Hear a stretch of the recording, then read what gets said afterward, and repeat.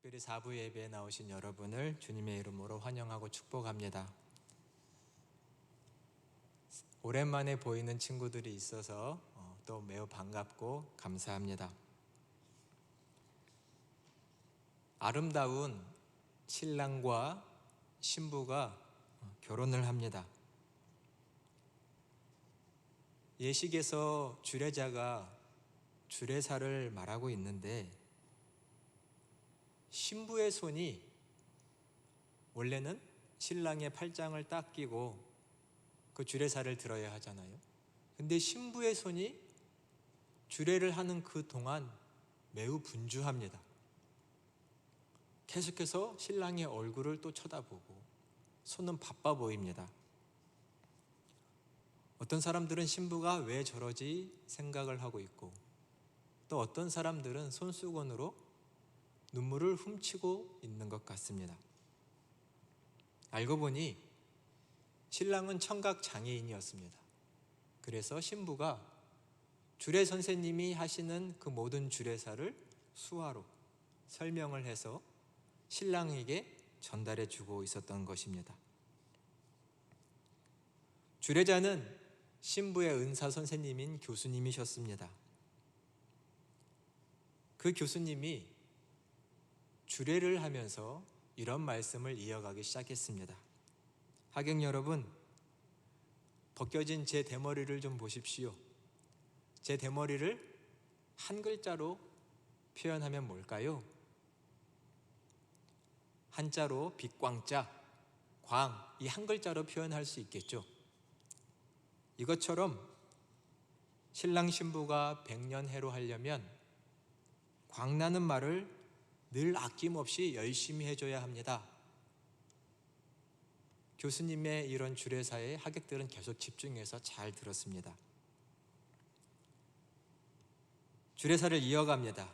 여기 이 세상에서 가장 아름다운 신부가 가장 훌륭한 신랑에게 이 세상에서 가장 아름다운 말을 해주고 있습니다.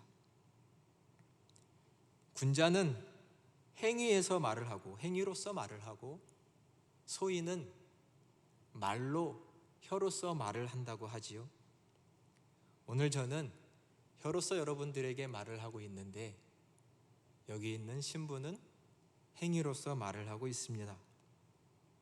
이 신랑과 신부는 모두 군자의 자격이 있다고 저는 생각합니다.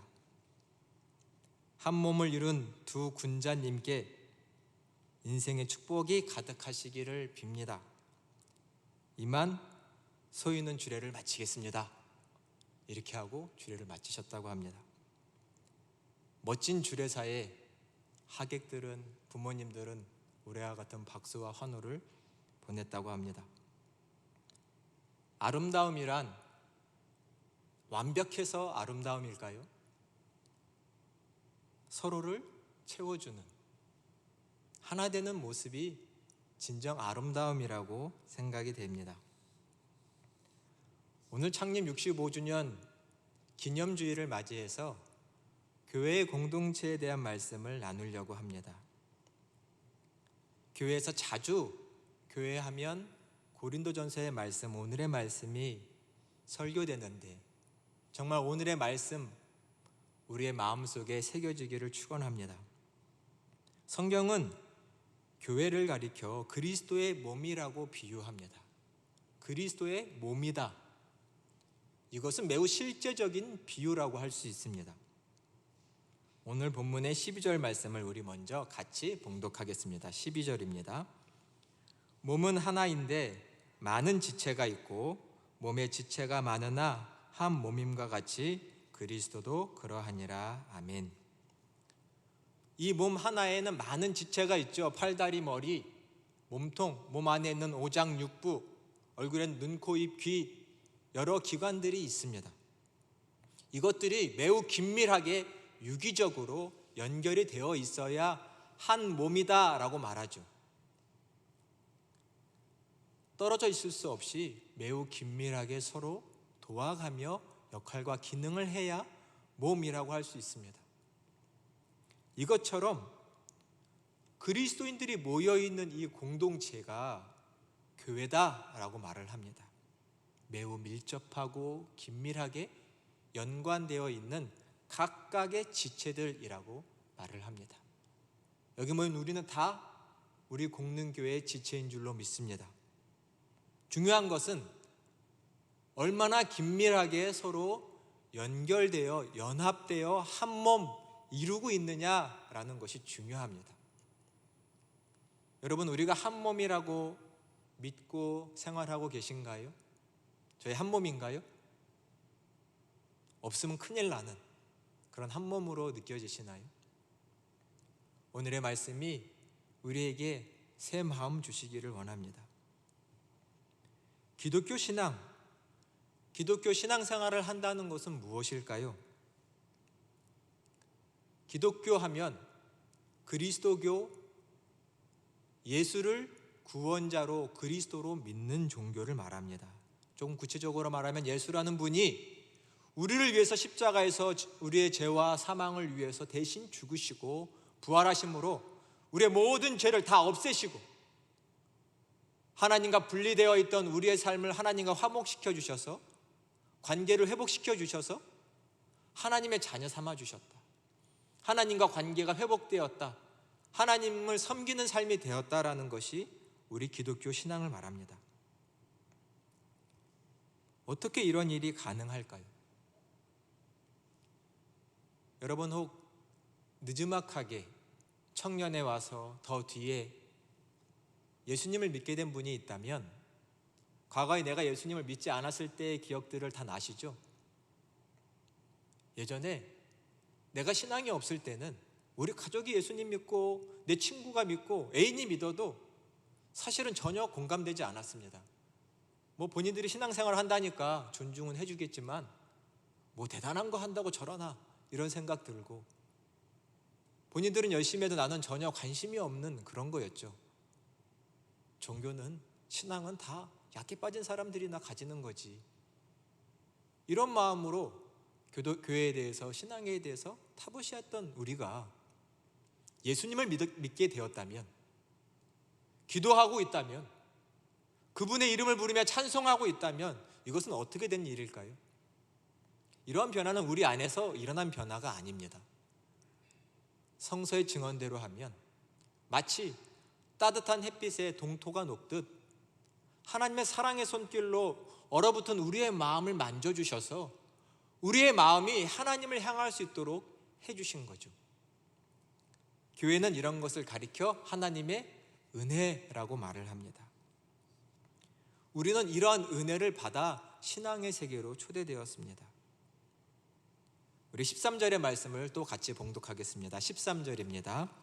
우리가 유대인이나 헬라인이나 종이나 자유인이나 다 한 성령으로 세례를 받아 한 몸이 되었고 또 다 한 성령을 마시게 하셨느니라. 아멘. 이 말씀에 보면 우리가 유대인이나 헬라인이나 종이나 자유자나 다 모든 사람을 가리키는데 우리 모두가 한 성령으로 말미암아 세례를 받아 한 몸이 되었다라고 말합니다. 우리를 신앙의 세계로 인도하시는 분은 성령이십니다. 이 한 가지, 이 귀한 진리를 잊지 마시기 바랍니다. 내 마음을 움직이신 분 성령 하나님이신 줄로 믿습니다. 나 같은 죄인이, 나 같은 교만 덩어리가, 나밖에 모르는 인간이 하나님을 향해, 이웃을 향해 마음이 열리는 것은 성령이 하신 귀한 사역입니다. 성령께서 우리의 눈을 열어 하나님을 보고 예수님을 알게 해주신 거죠.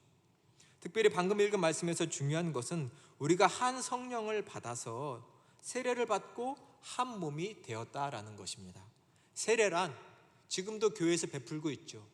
물로 세례를 주는 것은 이 사람이 기독교 신앙, 예수 그리스도를 자신의 구주로 영접했다라는 신앙을 공적으로 공표하는 것입니다. 성령은 우리에게 신앙을 주시고 세례로 이끌어 주시죠. 그 다음 말씀이 뭔가요? 성령은 우리로 하여금 한 몸이 되게 하셨다. 이 말씀을 꼭 기억해 주시기 바랍니다. 성령은 우리를 신앙으로 초대하여 한 몸이 되게 하셨다. 신학적으로 좀 표현을 해보자면 성령께서는 우리로 하여금 교회라는 공동체 안에서 믿음이 있기 전부터 우리를 잉태하여 교회 안에서 우리가 출생하고 교회 안에서 자라게 하시는 분이 성령이십니다. 우리가 각자 교회를 나오고 신앙을 갖게 된 경위와 과정은 다 다양하겠지만 결국 우리 안에 신앙을 주신 분, 보이지 않는 하나님을 믿게 하신 분은 성령 하나님이시다라는 것을 성서가 증언합니다. 그리고 성서에서 성령은 우리를 한 몸, 하나 되게 하신다라고 증언합니다. 그래서 교회 공동체와 관계가 없는 신앙인은 없습니다.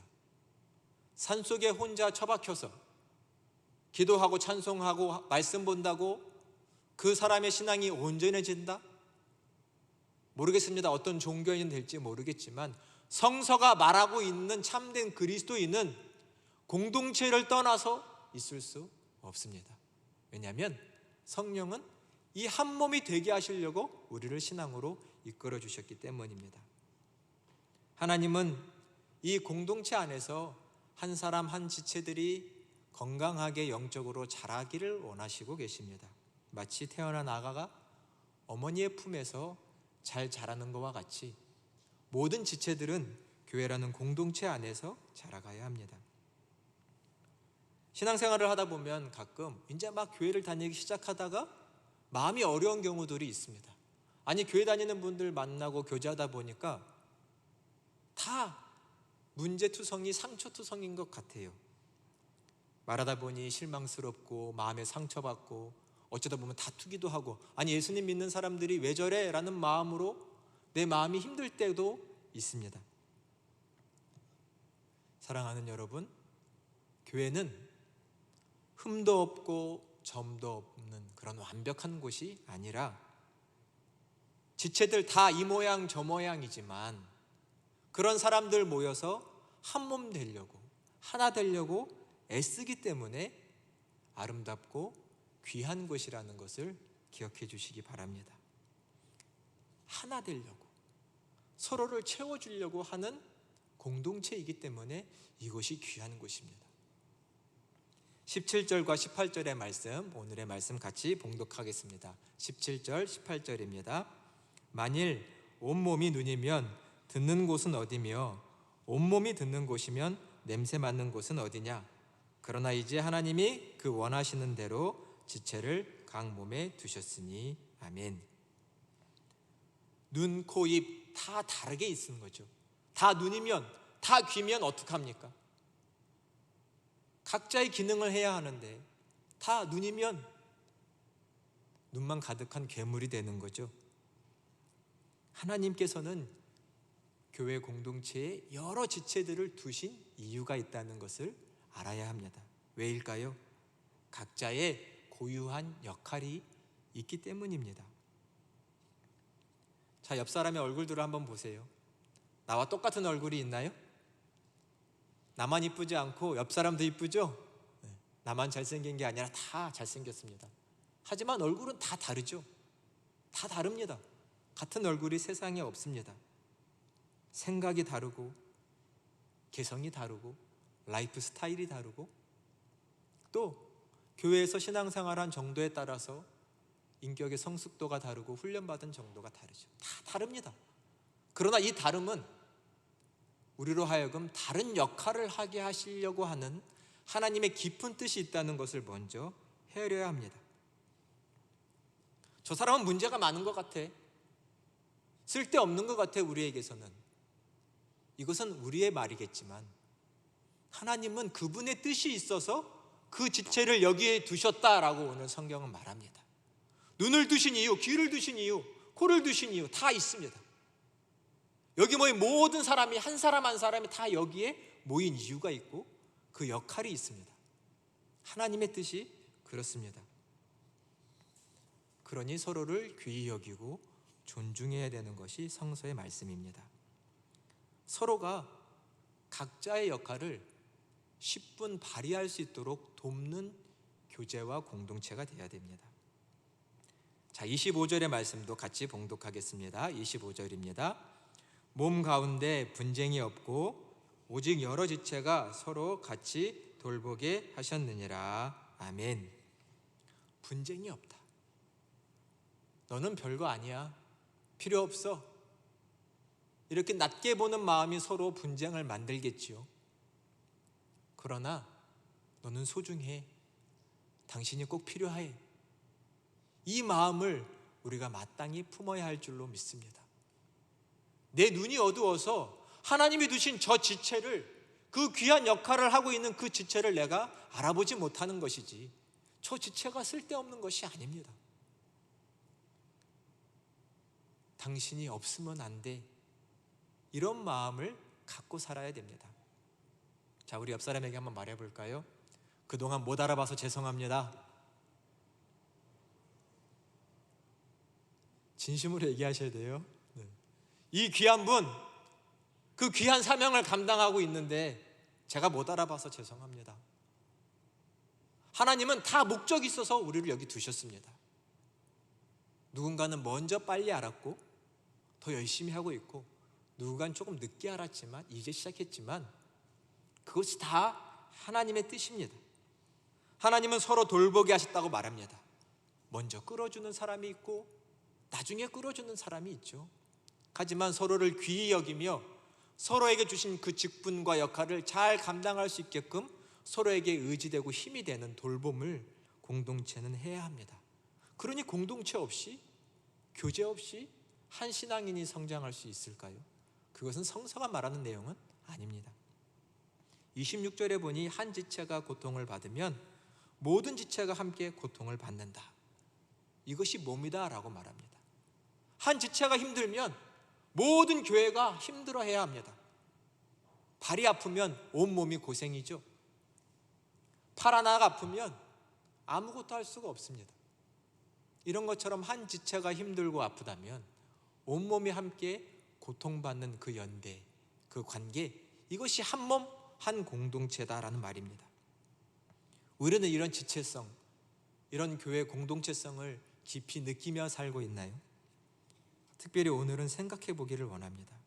교회는 늘 이 한 몸을 이루는 것에 대해서 위협을 받고 살아갑니다. 큰 파도가 밀려와 공동체를 흔들 때가 많지요. 그때마다 그 파도를 함께 이겨나가며 단단해지고 더 큰 부흥의 불길을 이뤄가야 하는 것입니다. 오늘은 창립 65주년을 맞이했습니다. 65주년, 우리 교회가 65살인데 짧지 않죠? 꽤 긴 시간입니다. 우리 청년들은 대부분 다 우리 교회보다는 나이가 적죠. 우리 교회가 보세요, 꽤 크죠? 이 정도면 건물로는 꽤 큰 교회입니다. 교회 생활하는데 불편함이 없지요. 감사하는 마음을 우리 청년들은 가지고 계신가요? 이러한 교회의 상황들, 우리보다 어른들이 많이 있고 우리보다 또 밑에 젊은 친구들도 많이 있고, 이런 모든 상황들이 참 감사한 일입니다.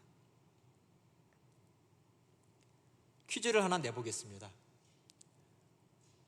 우리 교회는 몇 년도 몇 월 며칠에 설립되었을까요? 아시는 분? 전혀 불가능한 퀴즈는 아닙니다. 힌트를 드려보자면 65주년이고 우리 교회는 항상 9월 첫 주일에 창립 기념 예배를 드립니다. 그러면 우리 교회는 몇 년도 몇 월 며칠 날 설립되었을까요?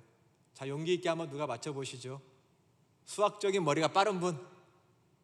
엄혜영 어디 있어요? 몇 년도 몇 월 며칠일까요? 65주년을 9월 첫 주일은 9월 1일을 기념해서 첫 주일을 드리는 겁니다.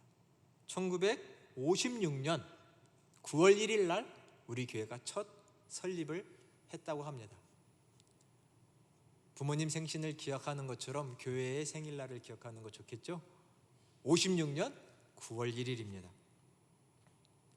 제가 지난 주 중에 우리 교회에서 50년을 맞이해서 50년사를 발간한 게 있었는데 그것을 주중에 읽어보았습니다. 읽어보면서 가슴이 울컥울컥한 적이 많았습니다. 교회가 한 20년쯤 됐을 때, 설립한 지 20년쯤 됐을 때 교인 수가 한 300명쯤 됐다고 합니다. 그게 두 번째 성전인데 교인이 300명쯤 되니까 조금 좁다고 느끼신 것 같아요. 그래서 온 교우들이 우리에게 하나님 더 큰 성전을 주십시오, 더 큰 부흥을 원합니다 라고 하면서 1975년 4월에 특별 새벽 기도회를 했다고 합니다. 1975년경에. 근데 그때 아침에 이 새벽 기도회 때 난방장치를 기기를 조금 잘못 다뤄서 그만 교회에 큰 불이 나고 말았습니다. 그냥 교회 건물이 불에 그을린 게 아니라 교회 건물이 폭삭 주저앉았습니다. 사진 한번 보여주세요. 저게 두 번째 우리 교회 성전이에요. 예전에 불이 나서 그냥 천장부터 해서 폭삭 교회가 주저앉은 겁니다. 그것도 더 큰 성전, 더 큰 부흥을 바라면서 성도들이 특별 기도회를 하고 있었는데, 기도하는 때인데 교회에 저런 일이 벌어졌습니다. 우리라면 어떤 마음일까요? 아니 하나님, 어떻게 우리가 기도하고 있는데, 부흥을 바라고 있는데 저런 일이 일어날 수 있어요? 또 어떤 사람들은 누가 그걸 잘못한 거야 하면서 누굴 남탓하면서 마음이 불편했을 수도 있겠죠. 그러나 당시에 우리 교회 목사님과 성도들은 그런 마음을 갖기보다는 이렇게 외쳤다고 합니다. 새로운 터전에 불같이 일어나라. 대단한 믿음이죠. 저는 책에서 이 문구를 읽는데 가슴에 막 뭉클했습니다. 저런 상황이었는데 새로운 터전에 불같이 일어나라, 이런 믿음을 우리의 신앙의 선배들은 가졌습니다. 하나님 우리에게 새 땅 주시고 거기서 불처럼 활활 타오르는 공동체 되게 해주십시오. 이런 믿음을 우리도 마땅히 본받아야 될 줄로 믿습니다. 하나님을 신뢰했고, 그러자 하나님께서는 우리 교회에 새로운 땅을 주셨다고 합니다. 두 번째 사진 보여주세요. 두 번째 사진이요. 먼저 이 그림을 먼저 설명할게요. 그래서 교회가 힘들 때 성도들이 이런 포스터를 교회 안에 걸은 것 같습니다. 어떤 그림인가요? 밑에는 성도들의 손이 있고 위에는 하나님의 손이 임해서 하나님 우리에게 새 힘 주십시오, 이런 기도의 믿음의 때를 가졌습니다. 그리고 다음 사진이요. 하나님께 의지했더니 하나님께서 새로운 터전을 주셨어요. 그리고 그 위에서 목사님들과 우리 성도님들이 기도하는 모습입니다. 참 귀해 보이죠. 당시 공릉동 일대는 가난한 사람이 많았습니다. 물론 지금도 서울에서 엄청 부유한 동네는 아니죠. 성도들의 형편도 넉넉하진 않았습니다. 우리 성도님들이 헌금을 하고 싶은데 헌금할 돈이 없어서 어떻게까지 하신지 들어보셨나요? 헌혈을 해서, 피를 팔아서 이 무너진 교회를 짓겠다고 헌금하신 분들이 지금 우리 교회의 어르신들입니다.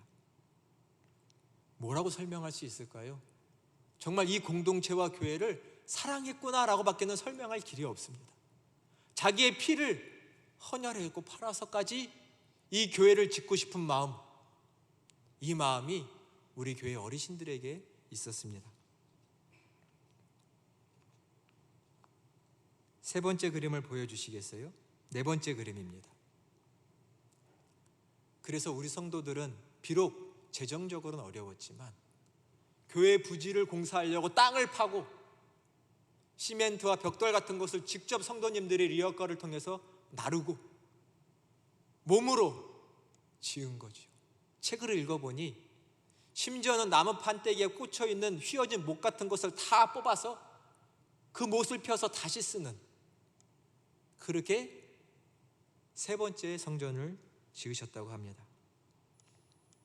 피와 땀으로 지어진 성전입니다. 다음 사진 한번 볼까요? 잘 보이시나요? 좀 하얀데 저게 세 번째 지어진 성전입니다. 혹시 저 건물의 계단 어딘 것 같으세요? 우리 화장실 쪽에 있는 그 계단입니다. 저도 처음에 봤을 때는 이 큰 길가 쪽에서 보이는 십자가, 저거 조금 건물에서 조금 왜 저기다 십자가 모양이 있을까 했는데, 역사책을 읽어보다가 저 건물에 있는 십자가 모양이 지금 건물 저 한편에 남아있는 것이죠. 저 건물을 져놓고 대지를 더 넓게 사서 큰 건물을 지은 것이 바로 지금 교회의 사진입니다. 한번 볼까요? 마지막 사진입니다. 다음 사진. 네, 지금 우리 교회의 모습이 그렇게 해서 지어진 거죠. 우리 성도들의, 우리 믿음의 선배들의 피와 땀으로, 헌신으로 모든 역경을 이겨낸 그 과정 속에서 이렇게 지금의 모습이 되었습니다. 우리 박수 한번 칠까요? 정말 대단한 믿음의 헌신들이었습니다. 그 외에도 크고 작은 많은 헌신들이 우리 교회 안에는 있었습니다. 사실은 이런 큰 건물을 져놓고 교회에 꽤나 빛이 있었는데 1999년부터 2005년까지 약 6년간 교회에서는 이 부채를 상환하자는 운동이 일어났습니다. 목사님부터 성도들이 이 부채를 상환하자, 얼렁 이 빚을 없애버리자 해서 열심히 헌신하셔서 헌금하셔서 6년 동안 그 많은 빚을 다 갚고, 그 다음에는 또 어떤 일을 했냐면 젊은이들, 인재들을 양성해야 한다면서 교회 장학제도를 만들자. 사실 교회 빚이 많다면 어떻게 장학제도를 할 수 있을까요? 그러나 성도님들이 열심히 빚을 다 상환하고 그 다음 장학기금을 모아서 장학제도를 만들고, 우리 청년들이 지금 받고 있는 그런 장학제도의 효시가 된 거죠. 많은 헌신과 수고로 이 교회를 지금껏 여기까지 일으켜 오신 겁니다. 얼마나 귀한 일인지, 헌신인지 모릅니다. 만일 아까처럼 그런 큰 불이 났을 때 사람의 마음들이 어려워지고 시험 들어서 나는 여기서 못하겠다 다 떠나버렸다면, 누군가를 원망했다면 교회는 어떻게 됐을까요? 이런 지금의 모습을 상상할 수 있을까요? 한몸 되도록 헌신한 그분들의 사랑을 절대로 잊어서는 안 될 것입니다. 제가 새벽 기도회를 나와보면 70대, 80대 우리 남녀 권사님들이 참 많으십니다. 우리는 젊어서, 저는 젊은데도 아침마다 새벽 기도를 한다는 것이 쉽지 않습니다. 근데 하루도 빠짐없이 거의 매일 저 노령의 권사님들은 어떻게 나와서 저렇게 기도하실 수 있을까? 저분들로 하여금 저런 새벽 제단을 쌓게 하는 힘은 뭘까? 저는 그분들을 보면서 늘 그런 생각을 합니다. 어떻게 저 자리를 저렇게 지켜갈 수 있을까? 무엇을 위해서 저렇게 새벽마다 기도하실까? 여러분은 어떤 생각이 드시나요? 우리 노량의 권사님들이 어떻게 이렇게 기도하실까요? 그분들은 이 교회에서 신앙으로 태어났고, 이 교회에서 자랐고, 이 교회에서 구원받았고, 많은 인생의 시간들을 이 교회 울타리에서 보내셨습니다. 땀과 눈물을 이 교회에 흘렸고 많은 헌신을 하신 거였죠. 찬양의 소리와 웃음의 소리가 이 교회당 안에서 울려 퍼졌고, 이 교회를 향한 사랑이 지극하신 겁니다. 내 남은 인생의 촛불의 심지를 여기서 불태우겠다라는 마음으로 비록 힘은 없지만 교회를 위해서, 우리 젊은 세대들, 많은 성도들을 위해서 새벽에 나와 기도하시는 거죠. 그렇게 생각이 됩니다. 지금껏 지켜온 교회, 내 남은 생애까지 기도로 지키겠다라는 마음이신 거죠. 믿으시죠? 정말 그렇습니다. 그저 감사할 뿐이죠. 우리는 이런 귀한 신앙의 본을 따라가야 될 줄로 믿습니다. 앞서 우리의 교회를, 이 교회를 한 몸으로 지켜주신 믿음의 선배들, 교회 어른들의 믿음을 본받아서 우리 또한 이 교회를 지켜가야 될 줄로 믿습니다. 한 몸 한 공동체로 부르신 그 하나님의 뜻을 잊지 말아야 합니다. 다양한 모습이죠. 다양한 사람들이 있지만 이렇게 부르신 하나님의 뜻이 있음을 잊지 마셔야 합니다. 여기도 저 사람에게도 이 상황에도 하나님의 뜻은 있죠. 그 뜻이 이루어지기를 바람으로 이 한몸 된 것을 지켜야 하는 것입니다. 이때에 혹 책임감 없이 흩어져서는 안 됩니다. 더욱 하나님이 주신 이 한몸을 기억하며 교회를 지켜야 합니다.